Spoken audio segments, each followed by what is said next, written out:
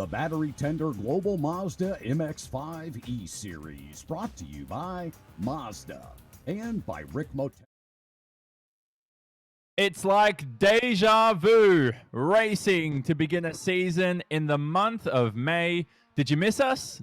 Well, we're back and ready to bring you virtual racing action for the first time in series history as we welcome you to Barber Motorsports Park, situated in Birmingham, Alabama, all virtually though, as it hosts the first round of the Battery Tender Global Mazda MX-5 Cup E-Series, presented by BF Goodrich and Rick Motec Simulation Racing Systems. Welcome along to the coverage, whether you're joining us on the Mazda Motorsports Facebook page or the Apex Racing TV YouTube channel. And we also want to welcome our Canadian audience from the MAV TV Motorsports Network around Barber, a 3.6 kilometer, 2.3 mile layout with 17 corners to challenge the drivers. It's a bumpy roller coaster as it undulates around a historic circuit in Central America. It's 40 minutes of racing action coming up. We have a 15-minute qualifying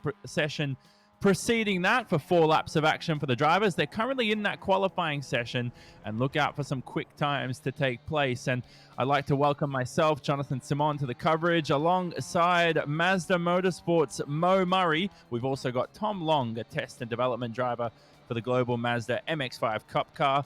And Mo, welcome to the virtual world for the first time. This is awesome, Jonathan. Thank you for having us here at Virtual Barber. If you ever get the chance, any of our listeners out there, to go to the real Barber, it's well worth a visit. It's a beautiful parkland-type racetrack in just outside Birmingham, Alabama. And as our drivers are qualifying, they're making the most of varying degrees of sim setup. Many of these guys have raced at Barber in the real world, so learning the track won't be that difficult for them. And it's a great opportunity for us to launch this 5-race series here at Barber Motorsports Park in the virtual world. And Barber, Tom, includes 25 meters of elevation change, and a lot of that occurs across the entirety of the lap here. The final corner is the highest point. The lowest point is right near the Barber Vintage Motorsports Museum, simulated right there on the outside of the corkscrew. Yeah, you're right, Johnny. I mean, certainly with this rolling layout, it creates a really limited amount of passing opportunities. So going into Charlotte's Web at turn 5 is where we're going to be looking for all the action to take place. And Mo, we are using the exact same series schedule we would use in the real world. All laser scan tracks on iRacing, but the only track we're missing is Portland, but it's still great to see the series replicated in the virtual environment.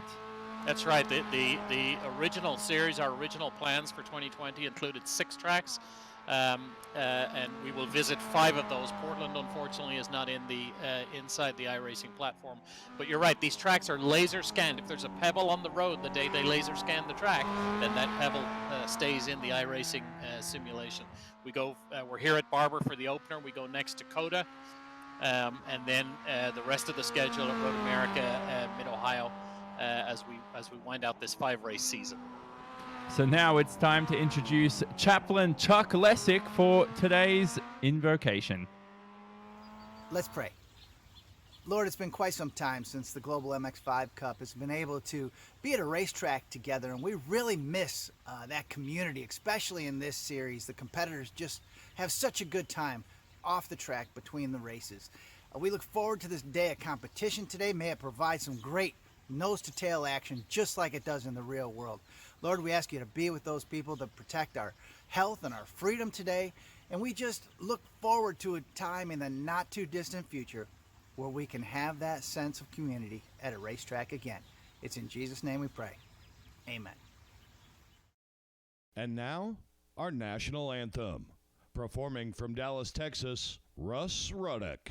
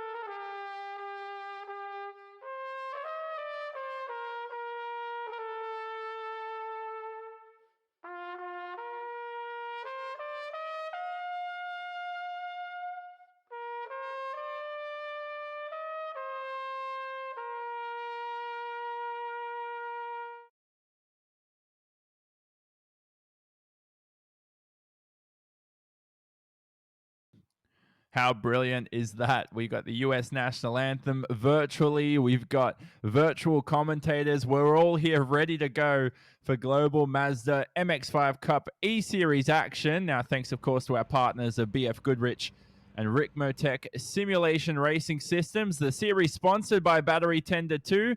Here is our grid for the first ever inaugural event, and it's Pat Gallagher on pole position. He'll be joined on the front row by Matt Cresci and the ever quick and young 6 sideways driver of Brian Lockwood to start behind. Now, Mo Murray, we do have prizes on offer for the series. It's a healthy $8,000 prize purse. Now, how that will be distributed will be as follows.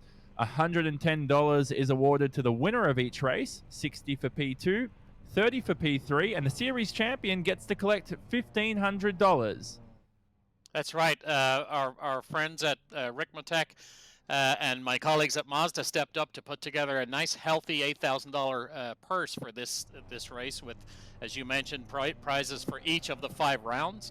And then the series champion at the end of the 5 races will take away $1,500, $1,000 for second, and $500 for P3. So not anything to sniff at. This is a worthwhile prize to go chasing after, and a lot of these guys are very serious about it. Of course, you know, they will tell you they're here for bragging rights, not the prize fund, but the prize fund helps. Yeah, bragging rights always important in virtual racing. And Tom, you're someone who's raced before too. What people may not know, and it's quite obvious, I think, is that the Battery Tender Global Mazda MX-5 Cup car will be used. It's been simulated on iRacing virtually, and it's one of the first cars you jump into on the iRacing service when you get an account. So visit iRacing.com, join in on the fun. But these drivers get to drive the real thing, so there's no excuses at the end of the day. Yeah, that's right, Johnny. Actually, a lot of fun back several years ago helping iRacing develop this car as we were developing it in the real world to make sure all the adjustments coordinated and felt correct. Tonight, it's going to be very exciting. Fixed setups for all the drivers, so it's really going to come down to the driver themselves rather than the fancy setup that they put on the car, and keeping in mind no pit stops tonight. So fixed fuel loads, no pit stops. It's going to be 40 minutes of flat out racing. And Mo, if we did have pit stops, that would cost every team out there. I spoke about this in the Road to Indy series. It cost every team out there probably thousands to tens of thousands of dollars to hire a pit crew.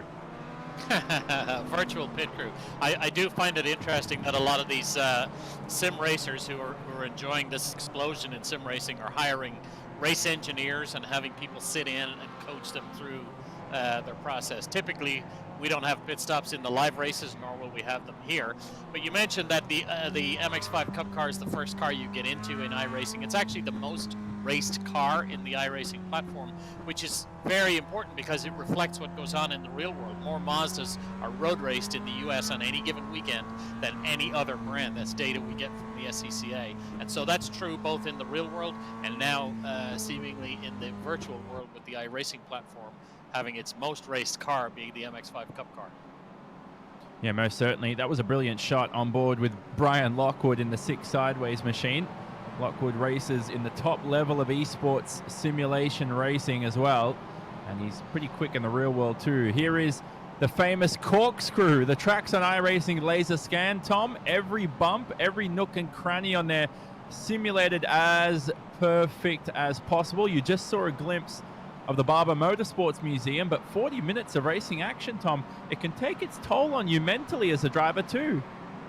Oh, it certainly can. You know, there's a lot of physical fitness that drivers go through to get to be at the best of their game. But I tell you, even in an e-racing platform, mental strength is going to be the name of the game, all the way down to saving tires to the end of the race. You know, if you run hard on this Barber Motorsports track for 40 minutes, so much cornering, it's going to really wear the tire. So being smart, being calculated, and making your moves at the right time is going to be key. Definitely. Here we go now for the inaugural start to the E-Series. I'm getting excited already as it's up to Pat Gallagher, who will lead the field away here. We've got 32 cars on track for the moment, and it's going to commence A brilliant proceeding for round number 1 of the battery tender Global Mazda MX-5 Cup E-Series. We are green from Barber for 40 minutes of racing action. Down into turn 1, former series champion Patrick Gallagher has held on to that lead from Matt Cresci. Matt was actually a scholarship winner into this series a few years ago. They lead the field out as we run down towards Spider's Web for the first time. Here they go now. Gallagher's got to be careful because Cresci's all over the rear end of him. We didn't see many overtakes in a practice race the other day, but the driver's more hungry here today. How about Glenn McGee alongside Harry Voigt in a battle for 6th position? Right behind them are Michael Carter and Robert Noka. They're still alongside each other heading to the corkscrew, Tom. Yeah, this is typical MX-5 racing. I tell you, it's nose to tail, side by side, just trying to jockey for position. Goodness. We saw. Sorry, Tom, that's a huge accident heading to the corkscrew. The number 28 involved there in the back of the pack. And, wow, what a chaotic start. We didn't see anything like that in our practice events during the week. So that was Stephen McAleer, Tom. That just, I think that car's done and dusted for the rest of the day. Yeah, that's certainly a shame. I mean, Steven's a very talented racer in the real world, and then also he's had a lot of e-racing experience as of late. Certainly a shame to see. I think if you think about the practice run we had earlier in the week, we didn't see anything like this. So certainly the driver's got the bit between their teeth now. So we're wondering, Mo, if they're going to send a pace car out here as well, but I don't know if that's going to happen. The virtual environment a little differently, but Pat Gallagher leads at the first end of the first lap. And unfortunately for Stephen McAleer, also somebody who's been around this championship both as a racer and a team owner for many, many years. Stephen is owner of perhaps one of the top teams in this series, and so it's an unfortunate first round for Stephen from Scotland. Yeah, one of our few international drivers, the 2012 champion in the series in the real world. And the good news is he's allowed what's called a fast repair. And if you're new to virtual racing, you're able to serve anything from a 1 second to 8 hour repair in basically literally a couple of seconds out there, and you're able to get back on the racetrack. We ride on board with Wagner here down to the corkscrew as he attacks Glenn McGee. McGee's had a brilliant start to this race. And Glenn McGee, of course, no stranger to iRacing and to sim racing. Glenn is one of the few drivers who made the jump from sim racing into the real world. Mazda has a system, a driver development system, including their Road to 24 ladder system. And part of that is the Club Racer Shootout, and we offered a spot in that shootout to an iRacing racer championship winner a few years ago, and Glenn McGee not only won that championship, but then came to the shootout against several other real-world drivers and beat all of them to earn himself a fully funded season in MX-5 Cup racing in the real world, and acquitted himself, and on behalf of sim racers everywhere, acquitted himself very, very well in the real world series.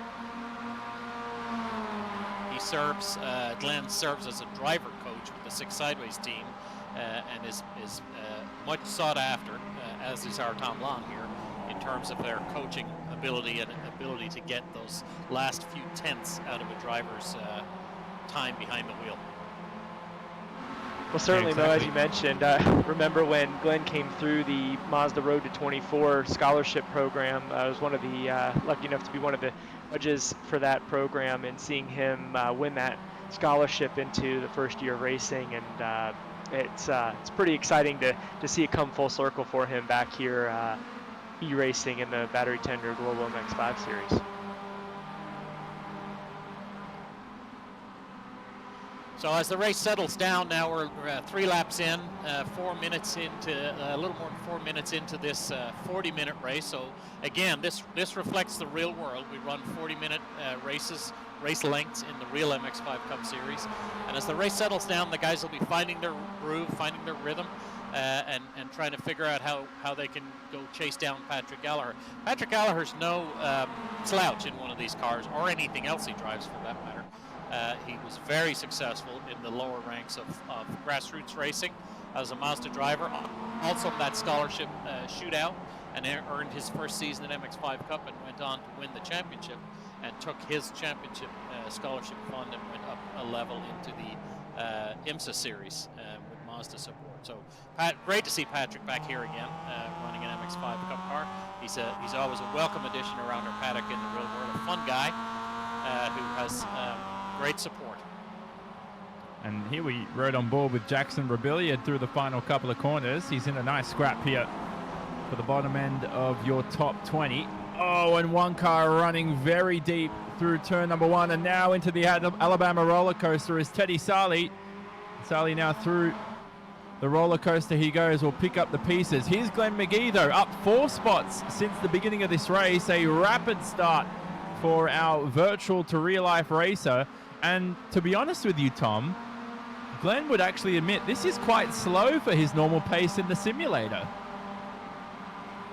Yeah, it's interesting. You know, it's what I love about the opportunity here is that you have drivers and e-racers come together. So some have these simulation rigs that are top-notch, while others have just pedals and a steering wheel bolted to their office chair desk. So it's really interesting to see how this all comes together and makes it to a level playing field. And Mo, I was going to say, Mo. Teddy Sarli, you mentioned him. So Ted is a regular in the MX-5 Cup Series, the Battery Tender MX-5 Cup Series, and is a hotel, has a chain of hotels. And when we entered into this lockdown, of course, his business suffered terribly, and he reached out to me and he said, "Boy, we ought to get something going." So I have to say that he was the impetus for getting this series off the ground. He was the one who called us up and said, "Hey, Mazda should get behind something like this." And Rick Motek stepped in, and the folks at Anderson Promotions. So he deserves some credit for where we are today. Yeah, brilliant stuff. We've also got BF Goodrich presenting the series. Let's not forget Battery Tender, the series sponsor in the real world. So plenty of partners who are able to get this done. And here's Brian Lockwood, the young man, heading through the hairpin yet another time here. We're almost a quarter of the way through the event. Now, Lockwood competed, Tom, in the world's top simulation racing event over the weekend. It's known as the Porsche Esports Super Cup, and he fared quite well there, finishing near the top with the best drivers in the world. Yeah, Brian has really shown some strong talent in the Battery Tender Global MX-5 Cup Series this past season. Had some tough luck, different odds and ends, but always was a factor when he was running strong. And it's no surprise to see him in the top 3 here. In fact, kind of looks like the top 3 is giving themselves a little bit of a break in a breakaway from the rest of the field, with Glenn McGee kind of taking charge of the rest of the pack. And Mo, what do we reckon? We've got a nice scrap here for the first position. Now Lockwood's heading into the pit lane. As far as I've heard, Brian Lockwood has a penalty for an incident that may have occurred on the opening lap. We're just hearing word of that, and unfortunately for Brian, that's going to it's not going to help his race at all, because we're not expecting pit stops later on. No, that's a disaster in a race that's just 40 minutes, with everybody running so close in terms of their lap times. Having to make a drive-through stop is a disaster for Brian Lockwood, unfortunately. A man not blessed with great luck in real-life racing. Many times Brian has been very quick and running at the front of races and had something go wrong. But what that does do is frees up room at the top. Matt Cressy is right on Patrick Gallagher's tail at the moment. And look who's got himself up into 3rd place. Glenn McGee has found his way up to those leaders. Good stuff, Glenn McGee. I think the penalty helped for sure in a couple of lapped cars. So in this race so far, we're a quarter of the way through, and it's Pat Gallagher leading from Matt Cressy, from Glenn McGee, who rounds out the top 3. He's up 5 spots now after Lockwood's penalty. Then Gresham Wagner and Harry Voigt round out the top 5. Our first international driver in the field is Harry Tinknell, down in the 14th position. And how about, Tom, Celine Roland in the 10th spot? Yeah, it's exciting to see Celine holding up the top 10 here. I think, as you know from just the experience that these drivers have, Celine coming in as a Rookie of the Year, two seasons ago in the series and won races right off the bat. His first weekend with the series and winning a race that year at Circuit of the Americas. So certainly has the ability, and it's really neat to see these drivers going at it here on iRacing. Selena's a very, very talented guy. As you mentioned, Tom, he came in his first year in the series, his first weekend in the series. He got a third place finish in the first race, I think, and he won the second race. The interesting thing about winning that second race is he got a penalty. His team got a penalty for working on the car before the start within the time limit, or they crossed that time threshold when you're not allowed to touch the car. So he started that race from the back, and it was a wet race, and he climbed all the way to the front and won his first race. He bookended the 2018 season with another win, and then was a front runner all through last year, all through 2019. Went into the final round as a very, very strong championship contender, and you know, until the late stages of the very last race, it wasn't clear that Brian Ortiz, who ended up winning our championship, was going to be able to wrestle that title away from Celine Roland. Very talented guy out of Orlando, Florida. Studying right now to be an airline pilot. So this sim racing, I think, will help him in his sim flying, hopefully.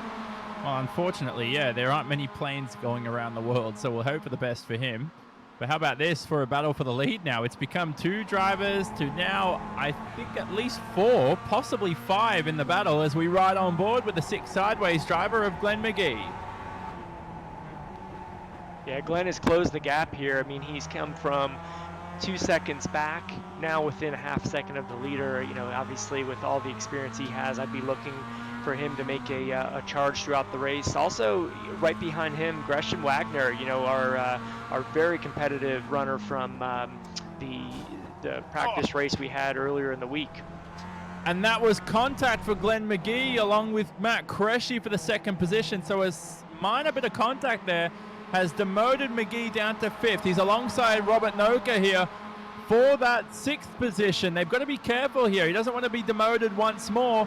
And now Noka has to concede heading into the hairpin, but damage to the front end, Mo, of that Mazda, and he'll be glad that that won't come with an invoice at the end of this race. Yeah, no invoices in this racing. Robert Noaker, as you mentioned, interesting guy in the Guinness Book of Records for being the youngest ever winner of an IndyCar sanctioned event. 2 years ago, he won at Mid-Ohio, I believe it was, when he was just 14 years old. He won one of these MX5 Cup races and went into the Guinness Book of Records as the youngest ever winner of an IndyCar sanctioned event. Yeah, Robert certainly had his fair share of winning in the series as well. Mid-Ohio seems to be extremely good to him last year, pulling off some wins there. He is always a contender. I know he's very excited and looking forward to real season coming up. I think he's going to certainly be a series favorite.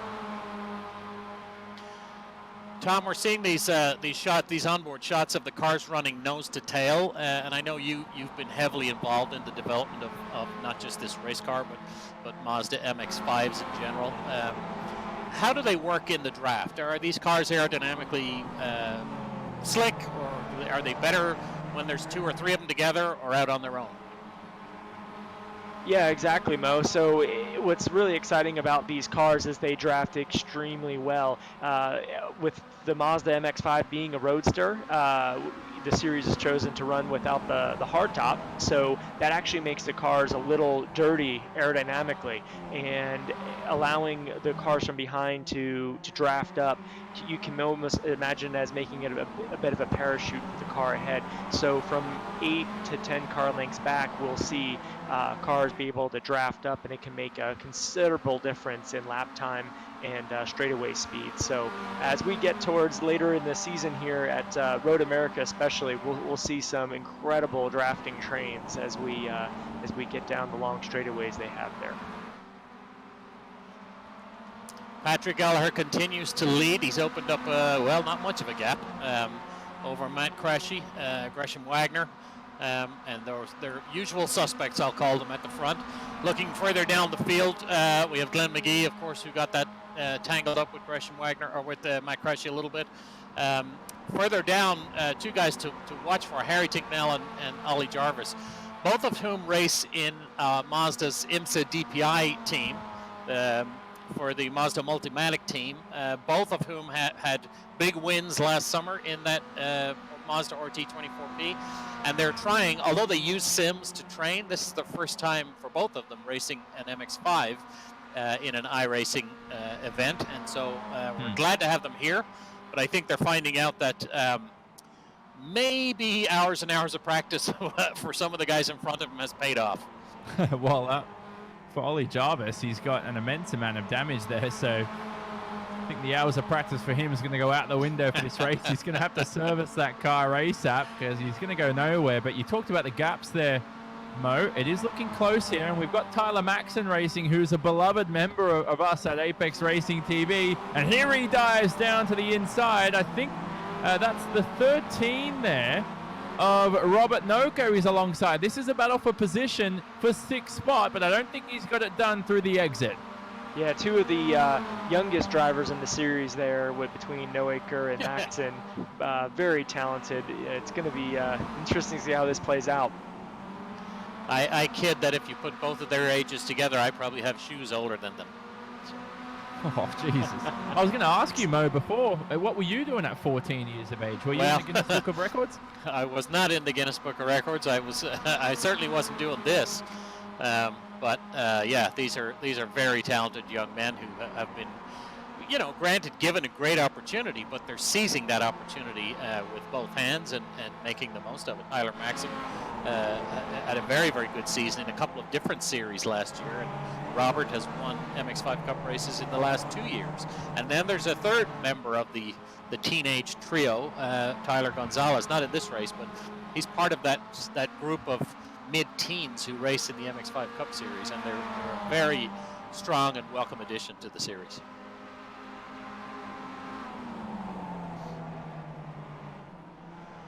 Tinknell and Ollie Jarvis, who I mentioned, we got to give them a little bit of sympathy because it is 1:30 a.m. at home for them, both hailing from the UK. Harry lives in London, and Ollie lives up near Newmarket in the UK, and so after Ollie put the kids to bed tonight, then he fired up the sim to come racing with us, and we appreciate that. Oh, Jesus, the wife won't be too happy about that. As he's up early in the early hours of the morning, competing for money, though.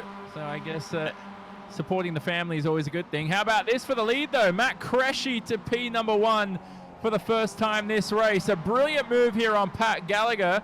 And this is just like a typical Mazda MX-5 race, Tom. We've got close action quarters and a pass for the lead for the first time almost halfway through the event. Yeah, this is good stuff. We're going to be interesting to see if Cresci can run away with it. I know he feels like there's a redemption on hand from the previous race that they ran. I don't know. It's going to be interesting as the field's starting to tighten up at the front here.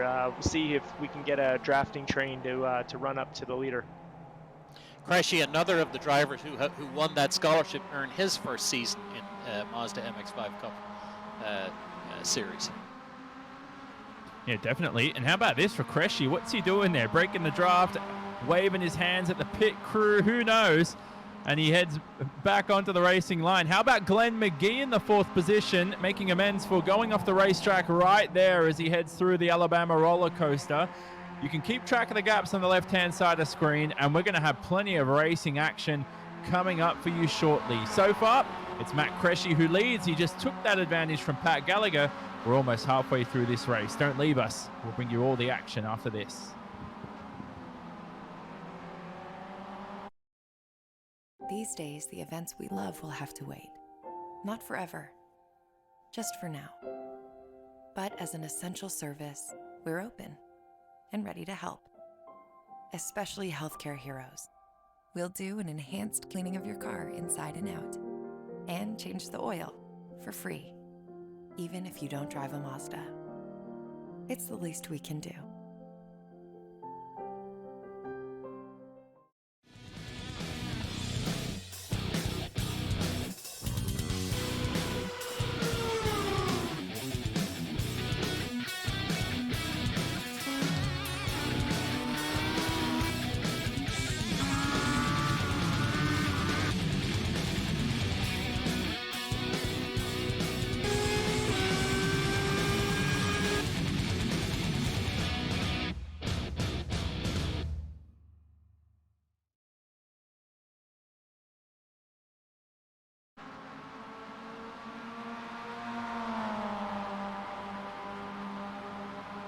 Back here with racing action of the battery tender Global Mazda MX-5 Cup, but it's the eSeries presented by BF Goodrich.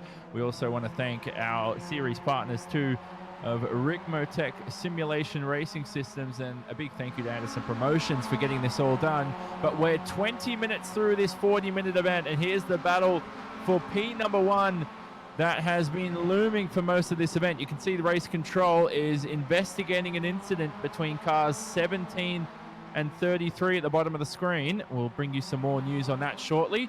But Matt Cresci and Gallagher are still scrapping away here. They've introduced Harry Voigt and Gresham Wagner, and Glenn McGee demoted to 5th during the ad break too. So this is going to be a hot fight as myself, Jonathan Simon, joins you for the rest of the coverage, along with Mo Murray and Tom Long. And Mo, like I said before the ad break, this is just a typical MX-5 race we're watching right now. It's thrilling to see in the virtual environment how accurate this is. Yeah, exactly. We had a stat from 2 years ago, and it was replicated almost exactly last year, that across 12 races in the real cars, across 12 races, the winning margin, the combined winning margin of all 12 races was less than 5 seconds. And last year, across 12 races in 2019, we had over 2,600 passes for position.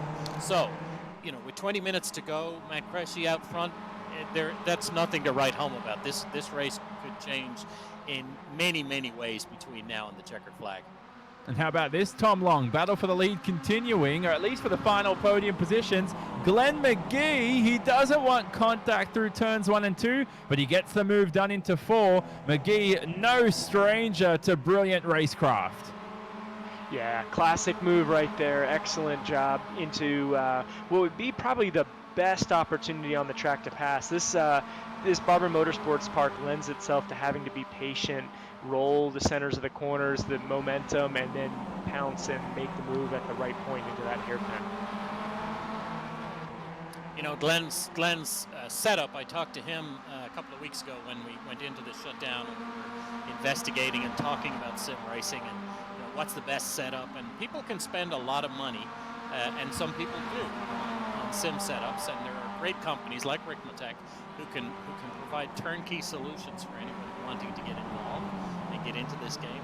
But you don't need the very, very top setups. And Glenn is a good example of why that is. He won a world championship with basically a steering wheel bolted to his kitchen table and pedals. And maybe that's not the ideal way to do it, but his talent was able to make it do with that. I read a story today that Connor Daly over in the IndyCar series is doing the same. He finished second in the IMS IndyCar iRace on Saturday with basically a system bolted to his kitchen table. So yes, there's a wide range of sim rigs and the investments that people are making into their simulations. There's nothing, just like in the real cars, there is nothing can replace seat time though. The more hours you spend with the steering wheel in your hand, the faster you're going to be. Yeah, definitely. We saw Justin Piscatell not going any faster in that Maverick MX-5 Cup car. He's got a bit of damage to the front end of the number 9, but I think he's okay to go here. He's sitting right ahead of Celine Roland, who's up 5 positions. Now, Lockwood in this race, Tom, is flying up through the order after his penalty now. We know he's had pace to win this event. He's currently quicker than your leaders at the moment in terms of lap times, is the 6 sideways driver, but let's see if he can even climb back into the top 5 right now. He's got the pace to at least pass the likes of Tyler Maxson come the end of the event in 6th position. Yeah, he's on a mission right now, and I mean, he'll work his way up. He's still got time. You know, he's just over halfway through the race. Question is if these guys are biding their time, saving some tire for the end, if he's going to be used up or not. But he certainly has a good shot of climbing his way well into the top 5 at this name of the game. And his team, 6 Sideways, of course, one of the big teams and anchor teams of battery tender MX-5 Cup racing. They've been around a long time. They've put many champions as a team owner and as drivers through the series. And I saw a headline on social media the other day where John Dean, the owner of 6 Sideways, was talking about his new driver, and I thought, I need to read that and find out if there's some new talent coming along. It's actually a golf club that we're talking about, so John is no. finding time to get away from race cars during this lockdown and spend some time on the golf course. Well, Glenn McGee described John Dean to me as an F1 driver from the 70s. That's a very, very apt description. John Dean is absolutely one of the best characters we share the paddock with, and he's great fun to be around, but a remarkably, incredibly intense guy when he puts a helmet on. And it shows. He's been very successful. Here we go. Certainly talented underneath the hood of the car and behind the wheel. That's it's a really dynamic bow. Not only just to be able to drive quickly, but then be able to relay the appropriate information back to the team on what changes need to be made to make the car go faster. And not only won championships as a driver, but also orchestrated a championship victory for Nathaniel Sparks a few years ago, and then went out and dominated the ND1 class last year. So John knows his way around MX-5s very well. And that's the 17 of Albert Lukazic, who takes Patrick Gallagher out of the race. That was an awkward spot for traffic to be involved in, and Gallagher's race from pole position is not going to go any further from here. He's got a lot of damage to that Mazda MX-5, but an incident there, Mo, that we'll watch on replay right now, and I guess Gallagher just really caught him at the worst possible time on the racetrack. That's a shame. When drivers are being lapped, the leader typically has the hardest time because he's the first guy to try and get through. But in that case, Cressy got through, and as Patrick Gallagher came up alongside, that lapped car turned in on him, and unfortunately put him into the gravel trap and into the wall. He is running again, so hopefully he can make up some of those lost spots. Yeah, we'll see what can be made up. I mean, certainly if you're following Lockwood, he's still digging on his way up through the field, kind of systematically at this point. So hopefully we can get Gallagher back in the race and on a charge. He had a good run going. Well, that's weird. That's very quick as well by race control to hand the 17 a penalty there, and it was a tough situation for Albert. He really had nowhere to go. So in the meantime now, that promotes Glenn McGee to the second position. He's got about a second and a half here to make up on Matt Cressy in first. He's going to bring along Gresham Wagner and Harry Voigt with him.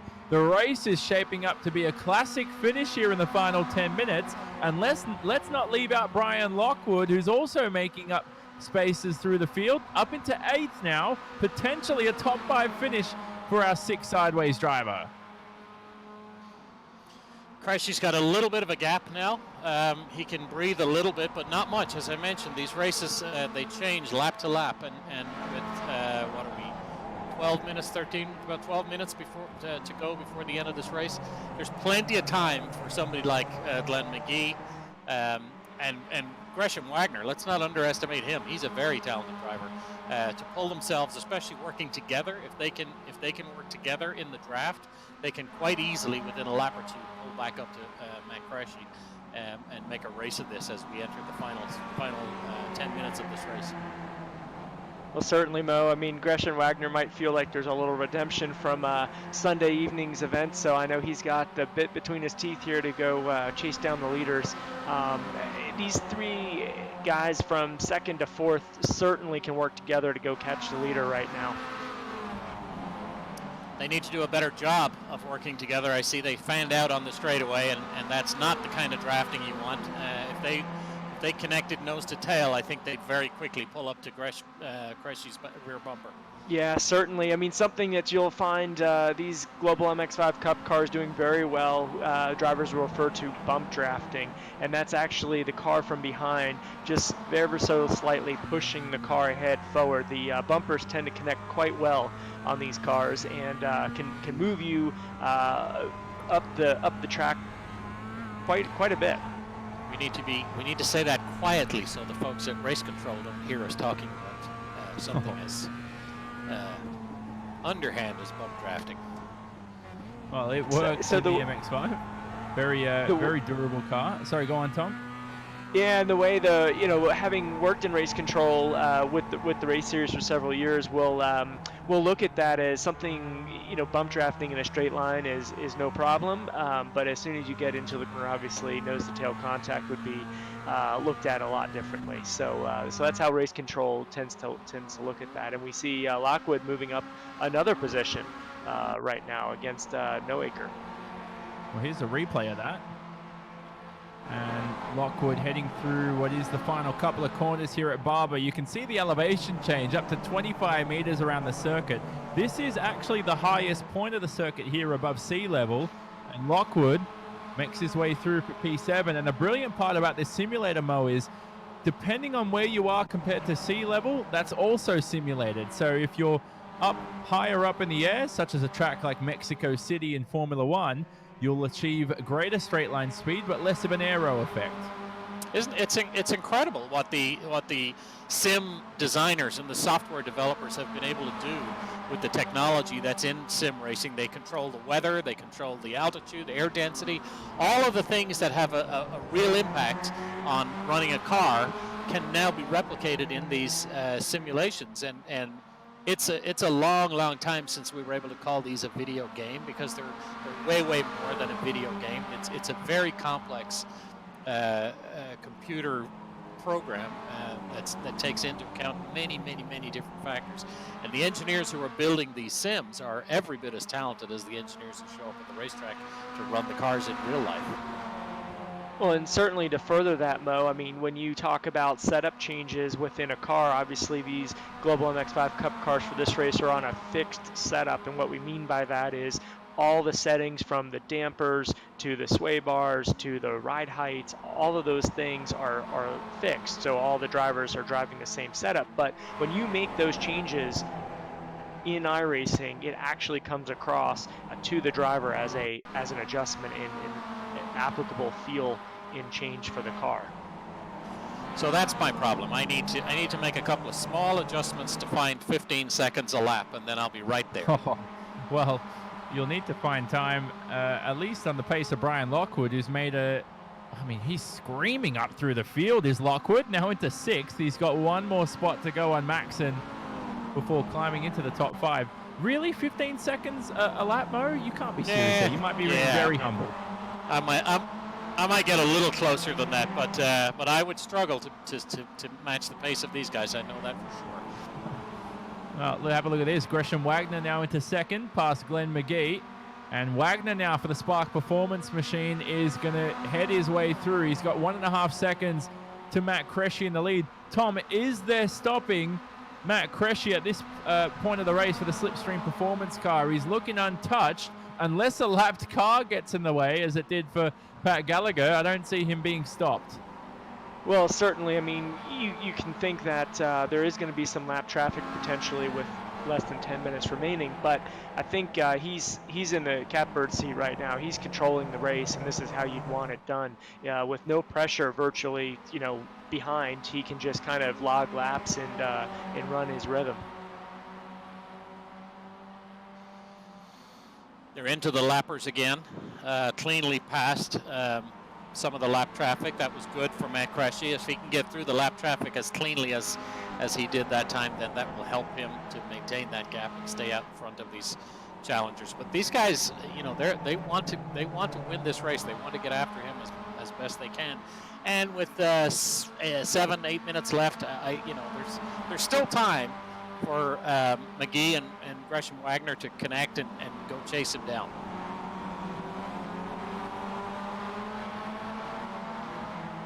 How about this now? Glenn McGee close enough to Gresham Wagner, only a few tenths. Lockwood now into 5th. You can see on the left-hand side of the screen.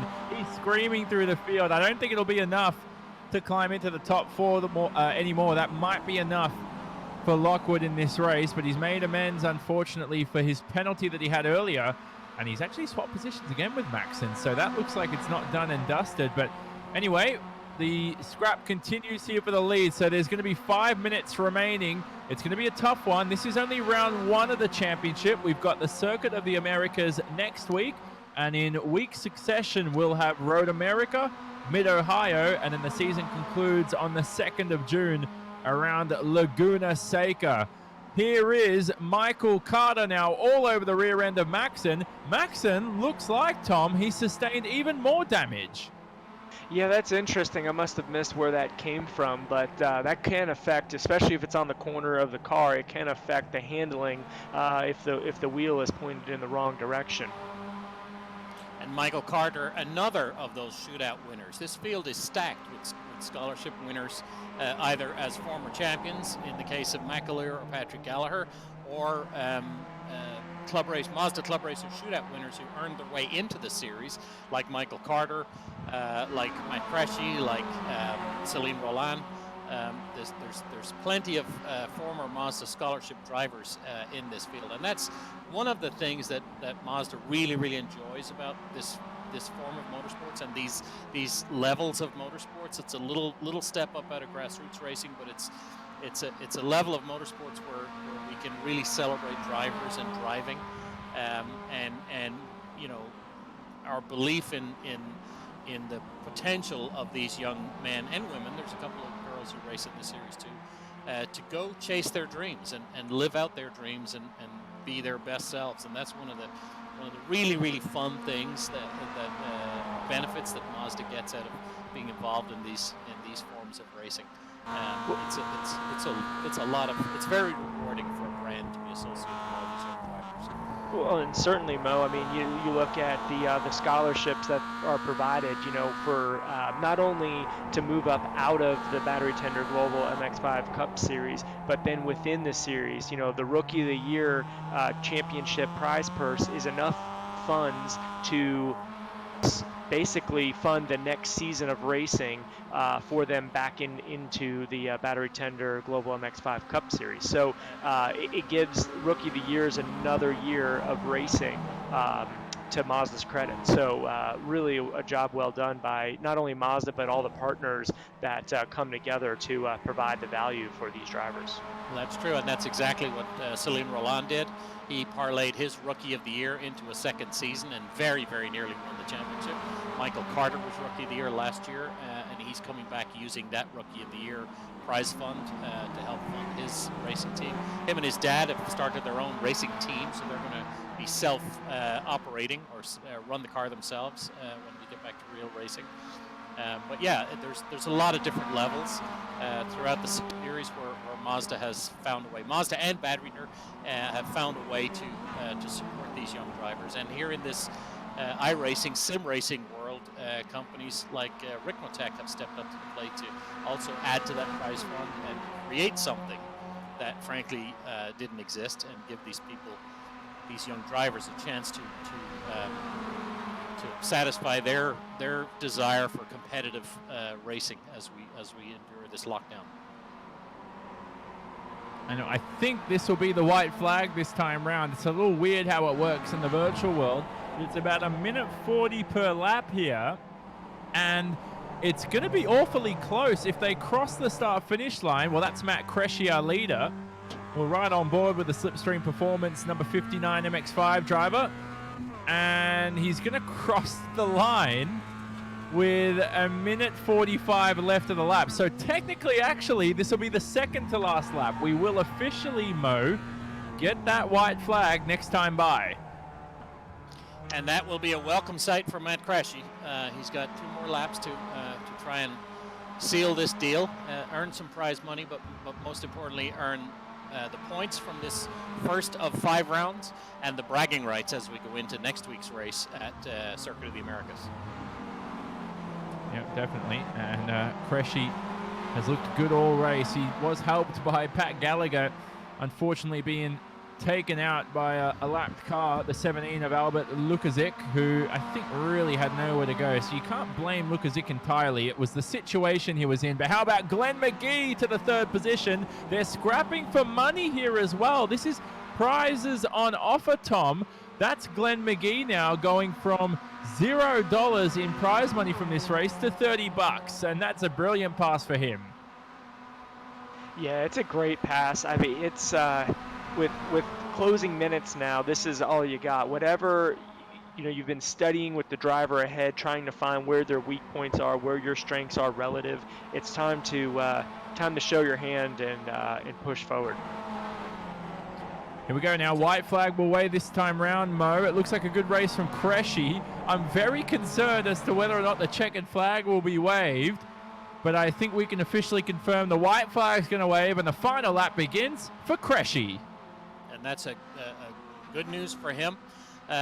You know, Tom, as we now at the end of a 40-minute race in the real life, in the real world, the BF Goodrich tires we race on, they usually hold up really good through the full race. They don't degrade very much.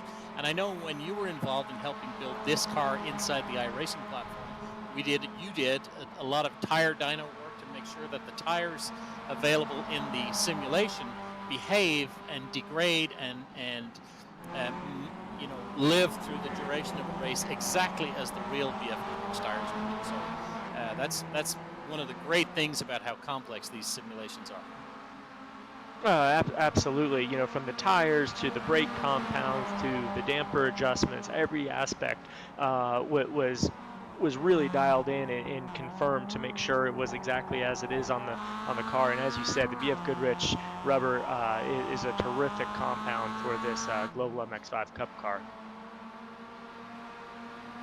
Here we go now. Final few corners for Cressy. What a race it's been. He'll be $110 richer if he can keep it together through these final couple of corners. But the Slipstream Performance driver has driven ever so splendidly after starting this race on the front row. And here he is now, ready to win round number 1 of the battery tender Global Mazda MX-5 Cup eSeries, the inaugural race of the championship. And he's going to do it. The Slipstream Performance driver wins from Barber Motorsports Park. It's going to be Wagner in second. Oh, sorry, go on. I was just going to say Northern California's Matt Cressy. It's the win in our first round. Exciting news for him. Yep, exactly. Great stuff. Maxon ends up in 6th at the end of the day here. And there is Celine Roland crossing the line to finish with a top 10 result. We'll bring you post-race results and all our post-race interview actions after this. But don't leave us. You're watching round number 1 of the battery tender Global Mazda MX-5 Cup eSeries presented by BF Goodrich.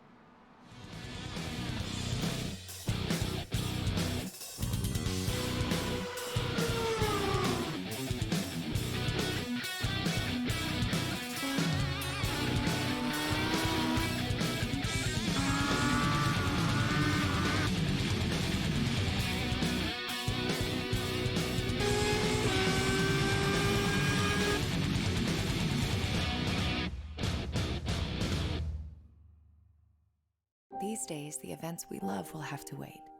Not forever, just for now. But as an essential service, we're open and ready to help. Especially healthcare heroes.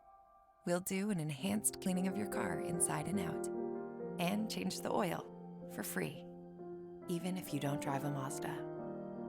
It's the least we can do.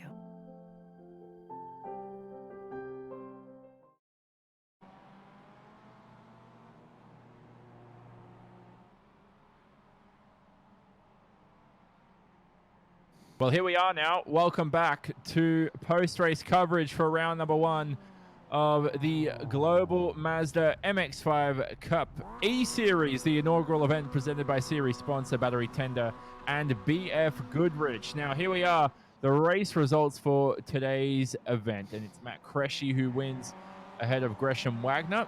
The Spark Performance driver fell short by less than a second at the end of the day, but it was really Cressy dominating the event after Gallagher's unfortunate incident midway through the pack. He finished up in 15th. Glenn McGee, though, with a podium. And there we go, Mo. That's the $200 of round prize money confirmed and distributed to our top 3. These are unofficial results, but they'll be proud of that for sure. Did you expect that top 3 coming into round 1? I'm not sure what I expected actually coming into round 1 as we learn who has figured out these simulations. I'm a little surprised, I guess, that some of the guys who were very fast in the real cars, like Celine Roland, for example, or Tyler Noaker, weren't closer to the front. But again, these cars and these simulations are very, very susceptible to setups, not so much in the car, because as Tom mentioned, it's a fixed setup, but setups in their sim rig and how their sim systems operate. I am happy to see Harry Tinknell get himself inside the top 15, and I will be happy to rib him about only getting 14th place throughout the rest of the year when I see him. But hopefully next week, maybe he can go 4 better and get into the top 10. And But Tom, Mo, you know the first thing he'll respond is that at least he finished better than his teammate, right? That's exactly right. That's exactly right. I suspect that Ollie Jarvis may be gone to bed already. Well, here are the rest of the results on screen. We're going to quickly speak to our winner, Matt Cresci, in the number 59. And Matt, how about this? You are the inaugural winner of our first ever eSeries event for the Battery Tender Global Mazda MX-5 Cup. How does that feel? Feels amazing, guys. Champagne's already going at home. Can only spray it over my neighbors, but it's about as good as it gets. Mo, you got anything? Matt, this is Mo. Tell us about your sim setup at home. Do you have something bolted to the kitchen table, or do you have something more robust? So I haven't touched the sim in about 10 years, and I got this dusty wheel out of the closet, but I did finally invest in a decent seat that's made this process a whole bunch more enjoyable. So I'm looking forward to doing a lot more of this moving forwards. And you're in for the whole season, I assume. All 5 races, you better be now. You have maximum points coming off the first one. Better believe it. I'll be there for all of them. We're looking forward to seeing you next week, next Tuesday, folks. Hey Matt, Tom Long here. Quick question for you. How'd the opening laps go for you? It looked like there was a lot more excitement than we expected in the opening stages, and then it was kind of on cruise control for you. Talk us through that. Yeah, totally. The first couple laps, I was just following Patrick around, trying to conserve my tires, and I think he got a little bit loose, so I got by him. And then from that point forwards, I think he had an incident with lap traffic, and I had this little 2-second gap to work with, but my tires were absolutely shot. So the whole second half of the race was like driving on ice skates and just trying to manage the gap to the ludicrously fast guys behind me. Well, there you go, Matt. Well done. Congratulations. Matt, quick, one last thing, Matt. You got $110 to your name. Surely investing when you collect a few more wins in a greater wheel for yourself. Yeah, it might be time to retire the 10-year-old Dust Bomb G27. So if we win a couple more, we might have to invest a bit more. Let me tell you, I set a couple of world records last year in a G27, so it works strong, mate. And look at you, you're winning these events against the world's best. Can I suggest, Matt, that you reach out to Ricmotech, and perhaps they could share with you their line of perfectly good steering wheels? Definitely. Sounds like a plan. Well, we'll leave you to it, Matt. But congratulations on victory for the first ever event of the Battery Tender Global Mazda MX-5 Cup eSeries. It's presented by BF Goodrich, and Mo Murray alongside me just mentioned Ricmotech Simulation Racing Systems, who have done so well and have really helped us throughout coverage for the series. Now, we'll say goodbye to our Canadian audience on the MAV TV Motorsports Network. You can join us for more post-race coverage on our YouTube channel, so stay tuned there on the Mazda Facebook page or even the Apex Racing YouTube page. We'll see you shortly. These days, the events we love will have to wait. Not forever, just for now. But as an essential service, we're open and ready to help. Especially healthcare heroes. We'll do an enhanced cleaning of your car inside and out, and change the oil for free, even if you don't drive a Mazda.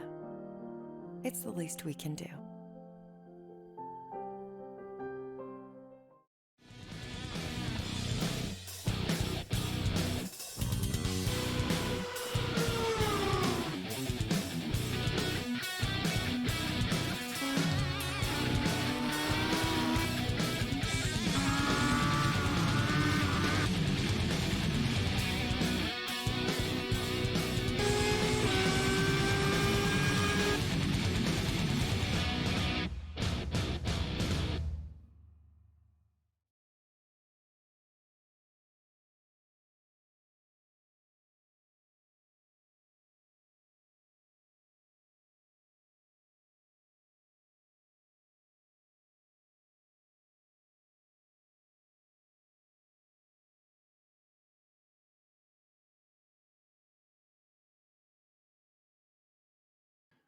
Back here at Barber Motorsports Park for post-race coverage for round number 1 of the battery tender Global Mazda MX-5 Cup E-Series presented by BF Goodrich and Rick Motec. Now, Mo Murray, you're going to be alongside a man named Gresham Wagner who came home second, who just fell short of victory towards the end of the day. He was catching Cressy towards the end of the event, but I guess in this 40-minute event, he just needed an extra few minutes for himself. Well, I can tell you, I would love to be alongside Gresham Wagner. We miss seeing you at the racetrack, but until we can get back to real racing, this sim racing will be our joy. And tell us about your race. Good race, getting up there with Matt, who you've raced with before. You've been a longtime supporter of this series. How was the race? Chaotic, I think, is a good word for it. Everyone was clean and racing hard, but with this track and the limited passing opportunities, I think there were a few situations that probably could have gone a little bit smoother. And towards the end of the race, the track road got greasy and people started sliding around a little bit more. Overall, though, from my perspective, I tried to just be steady at the middle part of the race, let everything kind of sort out, and try to work my way back up to the front. And unfortunately, there was that incident there where Patrick got taken out. I don't think anybody wanted to see that, but we recovered and tried to catch back up to Cressy after he got that little bit of a gap, and I just took a little bit too long to get back into a rhythm. Me and Glenn were trying to sort it out for second place, and then, like you said, just ran out of time there at the end. But overall, I'm happy with the race. I think a few things could have gone slightly better, but it was fun from my part, and I'm sure everyone else up front had a good time. So, not a disaster. You leave here with a decent haul of points, with second place points, and next week we go to Coda, and then Road America, Mid Ohio, Road America, and Laguna Seca. You talk about this track not having many passing opportunities. How do you feel about the tracks we're going to in the next over the next 5 weeks? Where do you see your strengths? Um, well, Coda and Road America, obviously, I think are going to be wild card races to some extent. There's the long straights, plenty of draft. You still have to be nice and smooth and hit your marks and everything, but there's a lot of opportunities there to make some moves and to have a big pack up front. So I think those are the races that are going to have, I think, the most action up for the Gresham, lead. Tom Long here. Hey Gresham, Tom Long here. Just wanted to congratulate you and ask you, what do you think the most tricky part is going from the real race car to sim racing for everybody watching? Uh, I think it's the tires. Honestly, I know a lot of people probably say it's the seat of the pants and everything. Um, but frankly, the visuals are great. Everything, in terms of the tracks and how the cars look and everything, are spot on. It's just the feeling of the tire through the steering wheel and how the tire progresses throughout the race. It's not going to be exactly like it is in real life. But in terms of braking markers, general racecraft, things like that, it's definitely pretty comparable to real life. I think it's just getting a handle on the tires and how they work across the 40 minutes in iRacing compared to how they would work in real life. Makes Well, sense. So what you're telling us is you're looking forward to getting on those back to those BF Goodrich racing tires, huh? Definitely, for sure. I definitely like the feel of the real life car a little bit better. Well, we're looking forward to being back with you in a real life paddock and watching you do your thing, which is always very impressive. Congratulations, Gresham, leaving here second place points. But again, 4 more races to go in this series and a pretty decent prize at the end of it. So you're in a pretty good position coming out of here. Yep, it was good fun. Thanks, everyone. You're welcome. So now we'll bring in Glenn McGee, who rounded out the podium and had a decent race for himself. And Mo, for Glenn McGee, he's $30 richer, which I'm sure he'll use somehow. But at the end of the day, he's no stranger to the virtual environment. Well, I'm not really sure what Glenn McGee will spend $30 on. He has everything he needs. Isn't that right, Glenn? Congratulations, third place. Appreciate it.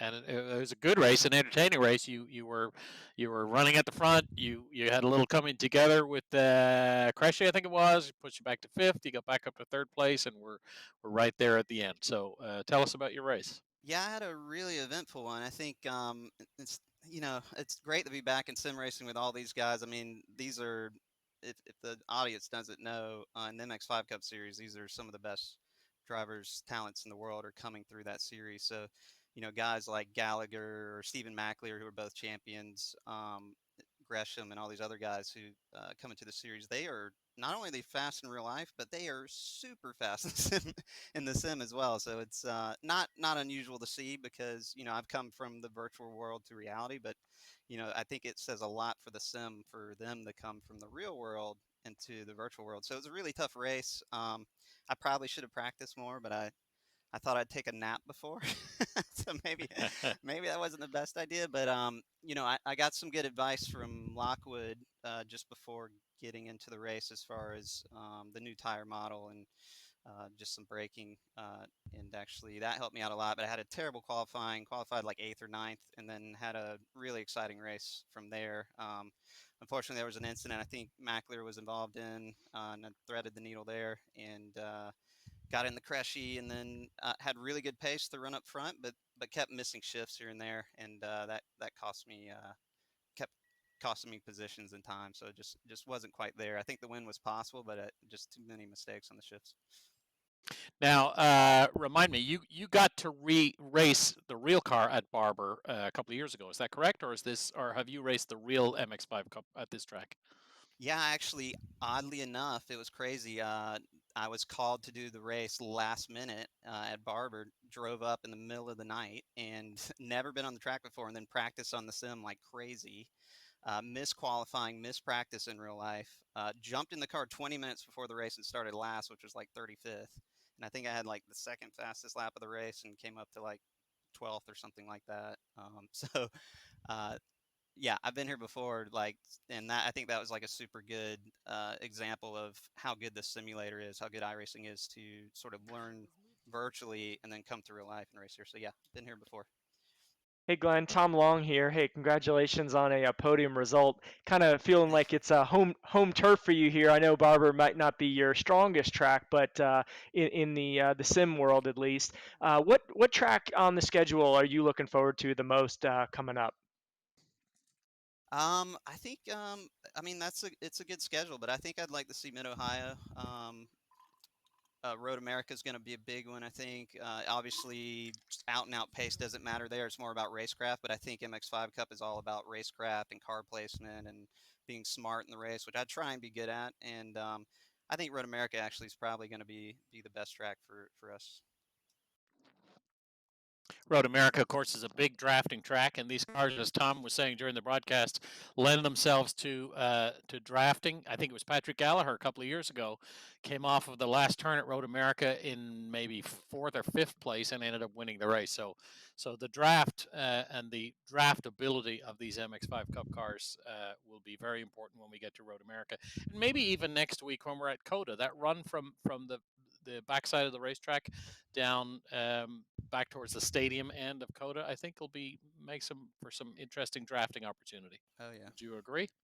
Oh yeah, for sure. It's those two tracks, Road America and COTA, is going to be insane because you have very slow corners onto long straight, so lots of passing opportunities and a lot of drafting. And I want to say Lockwood too is on Six Sideways with us, and I actually coach a lot of these guys in real life and on virtual, but he is one of the top 40 gamers in the world right now, and I wish he would have been up there with us. He's raced in the MX5 Cup Series for real, but he had the drive through and raced up the 5, so I think he deserves a little shout out there. I would imagine. He did. Brian actually got the fastest lap during the race, so that's great news. And you're right, he does deserve a shout out. I think he would have been right at the front had he not got that penalty early in the race. But his drive back from where he rejoined was impressive, and I'm certainly looking forward to seeing him race next week and the subsequent weeks of this series. We visit 5 of the 6 tracks that were originally on the schedule. Portland, unfortunately, is not in iRacing, so we won't be going to Portland. But next week we go to COTA and then Mid Ohio, Road America, and WeatherTech Raceway, Laguna Seca. All fun tracks in an MX5 Cup car. Yeah, I'm excited. Good. Well, there you go, Mo. That's Glenn McGee, who came home third, rounded out the podium. We'll leave him alone for now, but Glenn, no stranger to the real world or the virtual world now. I think you've been doing too much real racing, Glenn. You started to lose your virtual pace. Oh, totally. Yeah, no, totally. I've been so focused on real life, and it is actually fun to come back here, like Lockwood's doing now, competing in the World Championship. You are on the thing, like Max Verstappen's in that series too, and he spends 50% of his time on the simulator training, and I'm glad I'm kind of not in that state at the moment. It's really fun to come here and just actually race for once and get back to sim racing, and with all my friends here. I think my pace was actually pretty good, but everybody's so fast that and actually Rick Motec, I do a lot of sim installs You could and see. specs for people, and I spec a lot of Rick Motec stuff, but he hasn't given me I haven't bought any of his pedals yet, so I think I need to get some of those, and I think that would help me out a lot. There you go. Well, we have somebody else ready to talk to us here. We just talked about him. He got the fastest lap of the race. Brian Lockwood, are you with us? I am. Hey. So, started off good, but then got yourself a penalty, and then your drive back, I think, was epic to get back to finishing where you did. Tell us about your race. Well, I just made a boneheaded move on lap one. You know, I saw Gresham got a little bit of a bad exit out of turn five, and I thought Steven was still boxed in behind him, so I moved to cover him off. But turns out Steven was already a nose beside Gresham, and they were starting to move up the track. So just misjudgment from me, and unfortunately, that was the end of Steven's race. So fully deserved penalty. Then came Well, back, just try to stay focused, run lap after lap, and get through the pack as quickly as I could. so to our race fans out there listening who have been watching a wide variation in iRacing behavior across many different series over the last couple of weeks, what we have right here is something very rare, and that's an honest race car driver who says, hey, my fault, I deserve the penalty. You were rewarded by coming back and getting yourself the fastest lap, which is very good. Next week we go to Coda. I know you've raced at these tracks before. You've been in the series for some time. Of the tracks that are upcoming, what are you looking forward to? Oh, I'm looking forward to Road America. I'm always a huge fan of that track. It's so much fun, especially the kink and all the high speed corners. That's gonna be should be some great racing there too. A little worried about Coda though. It's never been a strong track for me, so we'll have to see how that goes. Well, uh, in the real world, we'd say, well, you've got an hour or 2 hours of practice to learn it, but you have 7 days. You can drive as many laps as you want between now and when we race. So good luck next week. Great seeing you here in this virtual world. But as I said to the others, I really look forward to seeing you back in a race paddock again soon. Thanks, Mo. Now, we'll bring in one last driver for our post-race interviews, and that's going to be Tyler Maxon, a good and dear friend of ours at Apex Racing TV. Tyler, this is so awkward, man. I never interview you. You're always working together in the broadcast booth. Yeah, this is interesting. I think this is actually the first time you've ever interviewed me, which is weird to say considering we've now been working with each other for almost 8 months now. So yeah, this is different. Well, what happened, mate? You finished sixth. You're 5 spots below where the person who won the race was. You were pretty slow out there, I thought, Tyler. Yeah, I mean, I only put in an hour and a half of practice, so I guess for next week, it's time to put in about 15 hours between now and next week. But yeah, in all seriousness, I mean, I put in about what I could have this week in practice time, and I just should have put in more, to be honest with you. And I heard Lee and Alex behind the scenes said you're stricken of all your Apex TV duties until the series is over to give you more practice time, and you're going to be paid as well. Oh, that'd be really nice. It won't be a complete furlough. But in all seriousness, Tyler, a good event for yourself, mate. And also, jumping into the sim as well. Does this car feel as good as the real thing? Of course, you're missing the feel from your bum too, but I guess the new tire model that was introduced to the car makes it a little bit better to drive. Yeah, it certainly does. But I mean, that's really what the MX-5 is all about, is really feeling the car through the seat. So it's definitely difficult trying to go over to the sim where you have to feel everything through the wheel, and it's definitely a challenge for me. That was really the thing I had to get used to, was feeling it through the wheel. Luckily, I've got the direct drive wheel, so it helps out a little bit there and gets a little bit better feeling, but still, it's definitely a challenge to come over here where you have to feel everything through the steering wheel. Hey Tyler, Tom Long here. Congratulations on a solid first performance there. I know next week we're going to Circuit of the Americas, a track that you've already raced earlier this season. What do you think your chances are there? I think I'm gonna have pretty good pace at Coda. That's always been one of my best tracks, I think, in the real world, and I think that'll carry over well to the sim. But it's always a challenge going to a place even that you do know going to it in the sim, because there's just a lot of differences just with learning that track again, and you try to go to your old habits, and that's almost sometimes not what you want to do in the sim. But yeah, it's a track that I'm good at in real life, so hopefully I've got the same in the Tyler, sim. Tyler, this is Mo. You don't have any old habits. What are you, 16 now? 15? I'm 15, yes. Oh my God. I Well, guess very, very impressive for a 15-year-old. Well done. Congratulations. Thank you, guys. I guess the star of the future is Tyler Maxson for sure, whether it's virtual or the real world. So remember the name for now. But for next week, as Tom Long, you just said, we head into the Circuit of the Americas. It's going to be the Grand Prix circuit that they use for Formula One, the full layout. And I tell you what, Tom, it's going to be an interesting circuit to drive in the MX-5. It's got tight and twisty corners, long straights for overtaking, and some elevation change through the first sector to challenge the driver. Yeah, a really interesting variety compared to Barber Motorsports Park. Looking at the track layout, you're going to see upwards of 5+ passing opportunities, where Barber is very limited with its passing. So expect a lot more overtaking for position throughout the race. And yeah, hold on to your seats for that one. And as you mentioned during this broadcast, the iRacing simulation does a great job of communicating the elevation changes at the racetrack. Coda, Yeah. of course, is famous for that one big elevation change as you leave the start line and go up into turn one. And we're really looking forward to what that race will bring next week. Remember, in the real world, Celine Roland was very impressive at Coda, knows his way around there. A lot of these other guys have plenty of time to run lots of laps on their simulators, and several of them have been very quick there in real cars. So next week will be very, very interesting. Same time next week, Tuesday, 5:15 Pacific time, 8:15 Eastern. We'll go green, and we'll be racing in round 2 of this Rick Motec Mazda iRacing series. And there you go. The racing action will return on the 12th of May. So that's in a week's time. We've got 5 successive weeks of action, 40 minutes of racing around the Circuit of the Americas.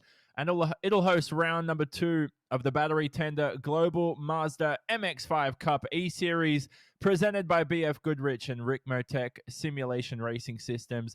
All coverage on the Mazda Motorsports Facebook and YouTube pages, as well as the Apex Racing TV YouTube page. And if you were watching on the MAV TV Motorsports Network, we'll be back there for our Canadian audience too. But for myself, Jonathan Simon, Mo Murray, and Tom Long alongside me, we hope to get TLP in some of these for the future too. Tony Laporta, our regular series commentator, surely will join us for the remaining rounds too once he gets himself sorted with the iRacing software. But for now, though, we hope you enjoyed the Apex Racing TV presentation. And our winner today for round number 1 was Matt Cresci from Barber.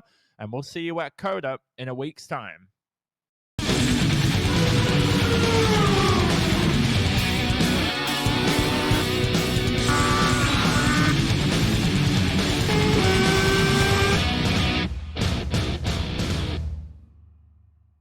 These days, the events we love will have to wait. Not forever, just for now. But as an essential service, we're open and ready to help. Especially healthcare heroes. We'll do an enhanced cleaning of your car inside and out, and change the oil for free, even if you don't drive a Mazda. It's the least we can do.